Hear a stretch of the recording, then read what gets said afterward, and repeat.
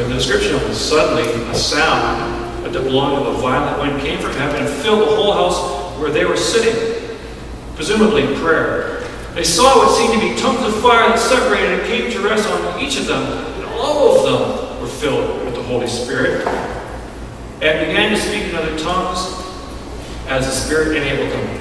A Jewish ear is going to pick up on something that we probably would not.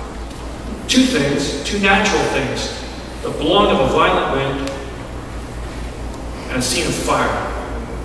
You go back through the Old Testament, and you begin to look for places where God has appeared to his people. We call those theophanies.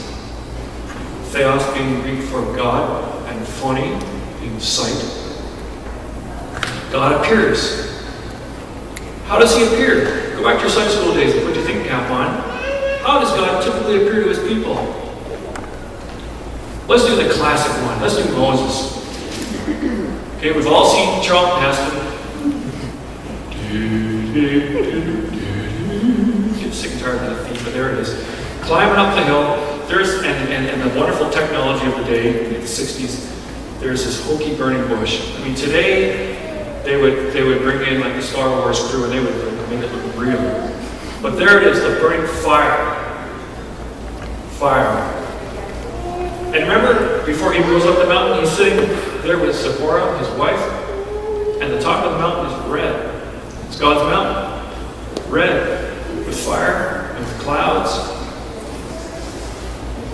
The sign of God. Think about the dedication of the first temple.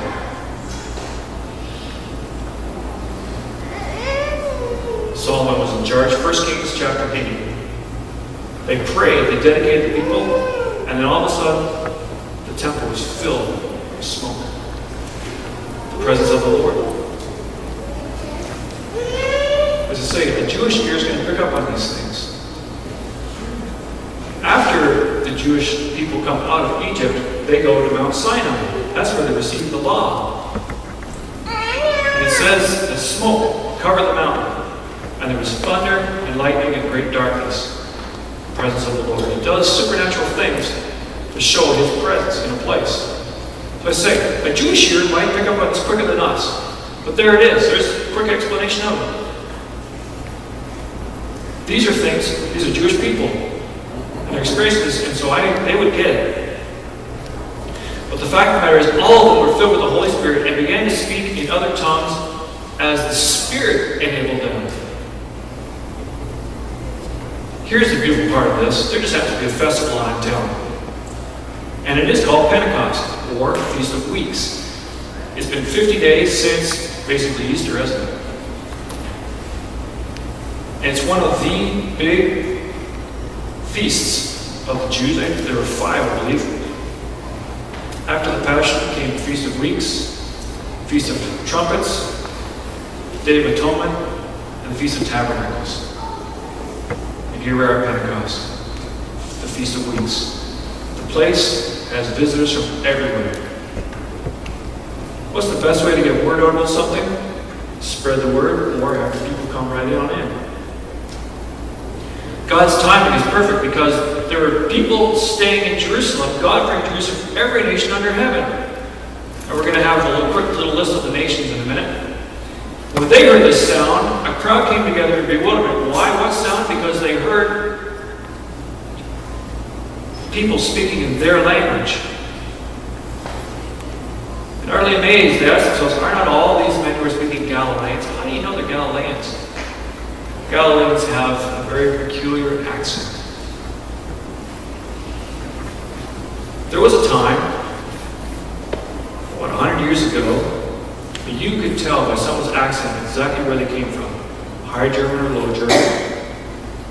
Type of English accent. Remember the movie My Fair Lady? Remember the experiment?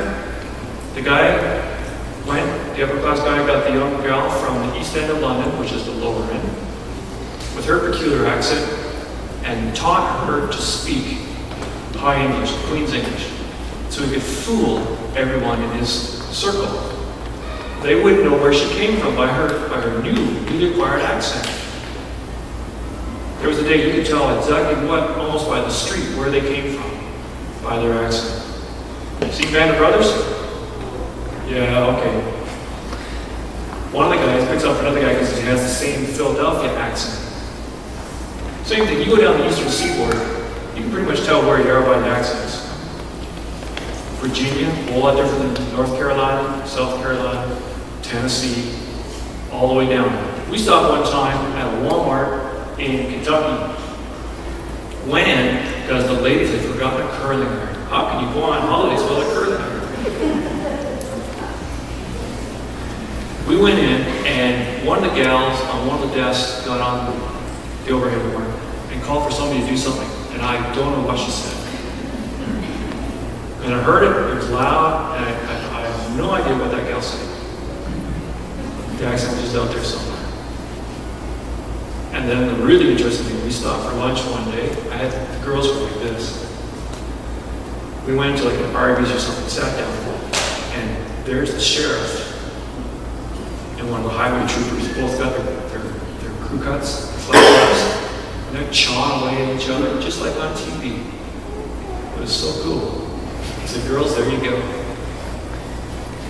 The sheriff and the highway patrol. That guy had a huge, huge pistol. And no strap over. It was just like there. It's like Dirty Harry. So the folks, where's he going? Oh, we're going back to Jerusalem. Don't worry, not lost. Back to Jerusalem. Yeah. Next story. Okay. Everyone says, how? First of all, I'm hearing my own language, which doesn't hurt. And to make it even weirder, I know these guys are Galileans because even though I'm hearing my language, I'm hearing the Galilean accent. So I know there's something going on here that's different. And they ask themselves, how can this be? These men are all Galileans, and yet we all hear them speaking in our native language. Here's the roll call of the nations. And these nations are particularly listed because they are where there are significant populations of Jews. Parthians, Medes, and Elamites, and Mesopotamia. Okay? You get out your little mental map and think Iran and Iraq. All east of Israel is where the kingdom of Parthia and Media, that's where all those places are. These are people, this is the area of the first dispersion. When Israel was first taken, the top 10 tribes, the northern 10 tribes, to the first dispersion by the Assyrians, that's where they went. It was the Assyrian Empire, and then Judea, the two other tribes, by the Babylonians, same area. Not all of those Jews came home when King Cyrus, had his edict to say, I'm going to free all you guys, you go back to Jerusalem and rebuild the temple of God. Not all of them came back. There's a long list of who did, but not all of them. They've been told by the prophet Jeremiah, stay here and settle down and live your lives, do business, and prosper. And a lot did.